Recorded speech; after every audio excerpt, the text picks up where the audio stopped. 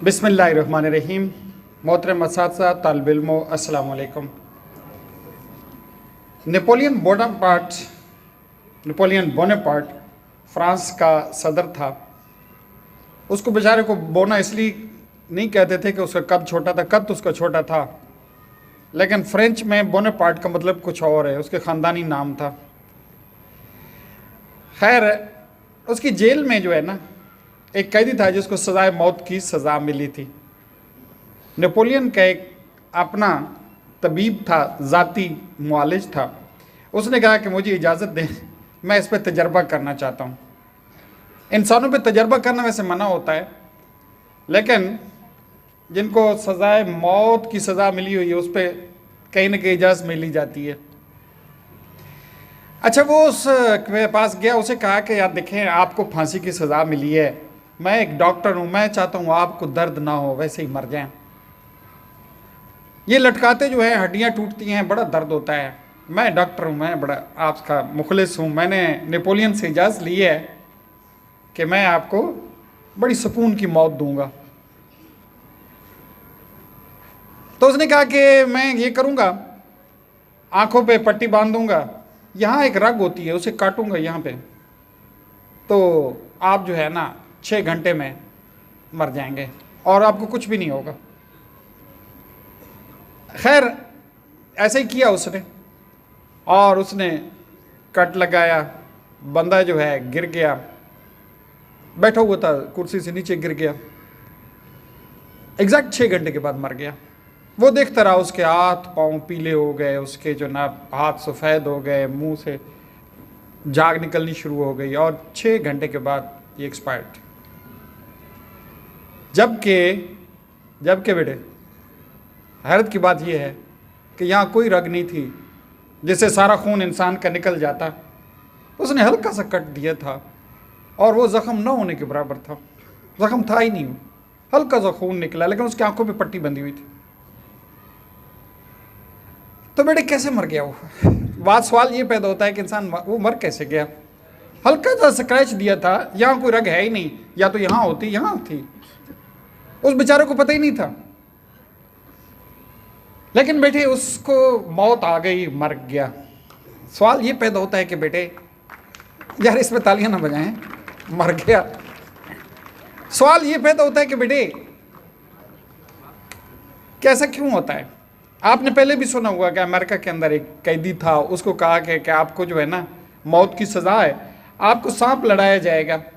उसके आंखों पे पट्टी बांध दी गई और हल्की सी नीडल उसके पाँव के अंदर प्रिंच की गई, और क्या कहते हैं, प्रिक की गई, और थोड़ी देर के बाद वो मर गया। हालांकि सांप दिखाया गया था, सांप से डसवाया नहीं गया था। और बड़ी हैरत की बात है कि बेटे उसके जिस्म के अंदर जहर था। जब उसका पोस्टमार्टम किया गया, उसके जिस्म के अंदर जहर था, उसके खून के अंदर जहर फैल चुका था।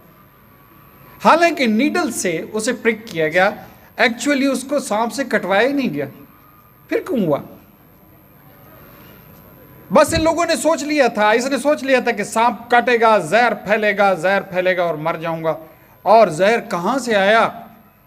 डॉक्टर कहते हैं कि इंसान के अंदर पता नहीं कहां टॉक्सिक मादे भी मौजूद हैं, वहां से खून ने वो टॉक्सिक मादे उठा लिए और सारा जिस्म जहरीला हो गया। बेटे ये बात मैं इसलिए कह रहा हूं, एक और है कि कैंसर के मरीज थे, कुछ लोगों को तो प्रॉपर ट्रीटमेंट दी गई, कुछ लोगों को जो है सिर्फ जो विटामिन की गोलियां खिलाई गई, लेकिन उनको बताया गया कि दुनिया का नामवर तरीन डॉक्टर आपका इलाज कर रहा है, and they got recovered, they got totally recovered. तो फिर क्या है यार, हमें सोचने की दावत देती हैं ये वाकयात जो होते हैं बेसिकली कुछ इंटेंशनली किए गए हैं, एक्सपेरिमेंट किए गए हैं। बेटे हमें सोचना चाहिए कि फिर क्या है ये, इसको समझने की ज़रूरत है। मेरे ख्याल में हमें कुछ काम करने से पहले, जितने लोग खड़े हैं, हमें अपने आप को समझना बड़ा ज़रूरी है। हर चीज़ को समझने की कोशिश करते हैं, ये क्या है, मटेरियल है, ये फ़िज़ाएँ हैं, ये किससे बनी है, फ़लाँ चीज़ किससे बनी है, कंपाउंड किससे बने हैं, इलेक्ट्रॉन के अंदर, एटम के अंदर क्या मौजूद है। बिल्कुल पढ़ना चाहिए, लेकिन इससे पहले बेटे हमें अपने आप को समझना चाहिए, गिरना नहीं है, अपने आप को समझना चाहिए कि हम क्या हैं। बेटे ये बदकिस्मती है, जापान के अंदर पहले 4 साल तक कोई रिटर्न एग्जाम नहीं होता, एटिकेट सिखाए जाते हैं। एटिकेट क्या है, मैं उसको बड़ा गौर से देख रहा हूँ। एटिकेट क्या है? एटिकेट सिर्फ ये नहीं है कि आपने खाना कैसे, उठना कैसे, बैठना कैसे। उनको ये बताया जाता है कि सोचना क्या है, कैसे सोचना है, आपकी थिंकिंग क्या होनी चाहिए, आपके ख्यालात कैसे होने चाहिए, आपका रवैया कैसा होना चाहिए, आपका इस दुनिया और कायनात के बारे में आपका एटीट्यूड क्या होना चाहिए, अपने इंसानों के बारे में क्या रवैया होना चाहिए। छोटे बच्चों के जहन में बिठा दिया जाता है and they behave very well.